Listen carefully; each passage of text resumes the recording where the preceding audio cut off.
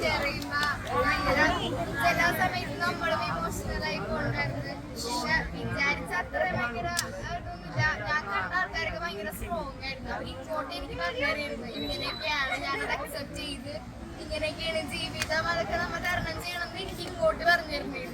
ഭയങ്കര ഒരു എന്ന് പറഞ്ഞാൽ അത്രയും സ്ട്രോങ് ആയിട്ടുള്ള ആൾക്കാരെ കണ്ടപ്പോൾ എനിക്ക് ഭയങ്കര എനിക്ക് ഞാൻ മോട്ടിവേറ്റഡ് ആയി പോയി. അതാണ് എൻ്റെ എക്സ്പീരിയൻസ്. ഞങ്ങൾ പോയത് 94ാമത്തെ വാർഡിലാണ്. അവിടെ എല്ലാവരും അധികം പേരൊന്നും ഉണ്ടായിരുന്നില്ല, കുറച്ച് പേരുണ്ടായിരുന്നുള്ളൂ. അവർ എല്ലാവരും നല്ല ബോൾഡ് ആൾക്കാരായിരുന്നു. കീമോ ഒക്കെ ചെയ്ത് ഫസ്റ്റ് സ്റ്റേജിൽ നിൽക്കുന്ന ആൾക്കാരായിരുന്നു. അവർ കുറച്ച് പേര് ഉണ്ടായിരുന്നുള്ളൂ. ഇന്ന് കുറച്ച് പേരൊക്കെ പോകാൻ റെഡിയായിട്ട് നിൽക്കായിരുന്നു. ഡിസ്ചാർജ് ചെയ്ത് ഞങ്ങളൊപ്പം വലിയച്ഛനുണ്ടായിരുന്നു. വലിയച്ഛൻ എല്ലാവർക്കും വേണ്ടി പ്രാർത്ഥിച്ച് അവരുടെ അനുഭവങ്ങളൊക്കെ കേട്ട് എല്ലാവരുടെയും പ്രാർത്ഥനകൾ ഉണ്ടെന്ന് പറഞ്ഞു. സർജറി വാർഡായിരുന്നു. അവിടെ അങ്ങനെ 3 പേര് മാത്രമേ ഉണ്ടായിരുന്നുള്ളൂ. അവരായിട്ട് നല്ലോണം ചെയ്യാൻ പറ്റി, അവരായിട്ട് സംസാരിക്കാൻ പറ്റി, കുറേ കാര്യങ്ങൾ അറിയാൻ പറ്റി.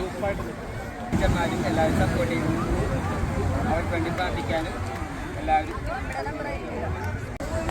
2 പേർക്ക് കാണാൻ പറ്റി. പിന്നെ വേറൊരു വാർഡിലും കൂടി പോയിരുന്നു. അപ്പോൾ അതിലും ഒരാളെ കാണാൻ പറ്റി. അപ്പോൾ ആദ്യം മാമനെ കണ്ടു പുള്ളിക്കാരി പിടിച്ച് നിൽക്കുന്നുണ്ടായിരുന്നു. ചെറിയ വിഷമമൊക്കെ വന്നു. പിന്നെ ഞങ്ങൾ പിന്നെ 2 പേരിനെ കണ്ടെന്ന് പറഞ്ഞാൽ ഒരാൾക്ക് വണ്ടിക്കുള്ളിലായിരുന്നു ക്യാൻസർ ഉണ്ടായിരുന്നത്. അവരുടെ അനുഭവങ്ങളൊക്കെ കുറേ കേട്ട് ഒരുപാട് അറിയാൻ പറ്റി. കൂടുതൽ അവരെ പറ്റി അറിയാൻ പറ്റി. ഞാൻ ആദ്യമൊക്കെ അങ്ങനെയൊക്കെ പോകുന്നത്. അപ്പോൾ ഒരുപാട് സന്തോഷം.